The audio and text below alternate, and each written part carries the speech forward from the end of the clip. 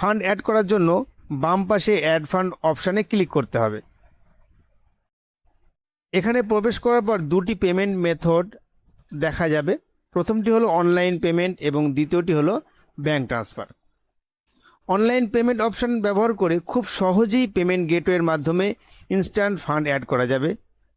এখানে অ্যামাউন্ট ফিল্ডে যে পরিমাণ টাকা অ্যাড করতে চান সেটি লিখে নিচের যে বাটনটি দেখতে পাচ্ছেন এই বাটনে ক্লিক করলেই এরপর কিউআর কোড স্ক্যান করে, কার্ড ব্যবহার করে অথবা অন্যান্য অনলাইন পেমেন্ট মেথডের মাধ্যমে খুব সহজেই পেমেন্ট কমপ্লিট করা যাবে। এখন আমরা ব্যাঙ্ক ট্রান্সফার অপশান ব্যবহার করে ফান্ড অ্যাড করার প্রসেস দেখব। এই মেথড সাধারণত তখন ব্যবহার করা হয় যখন এজেন্ট সরাসরি অ্যাডমিনের ব্যাঙ্ক অ্যাকাউন্ট অথবা ফোনপে, গুগল পে কিংবা অন্য কোনো মাধ্যমে ম্যানুয়ালি পেমেন্ট করে থাকে। ব্যাঙ্ক ট্রান্সফার অপশানে ক্লিক করলে এখানে ব্যাঙ্ক ডিটেলস শো করবে। Account name, account number, IFSC code এগুলো এখানে শো করবে।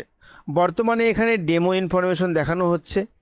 যখন এই প্লাগইন কোনো লাইভ ওয়েবসাইটে ব্যবহার করা হবে তখন অ্যাডমিন বা কোম্পানি তাদের অফিসিয়াল ব্যাঙ্ক ডিটেলস এখানে কনফিগার করে দিতে পারবে।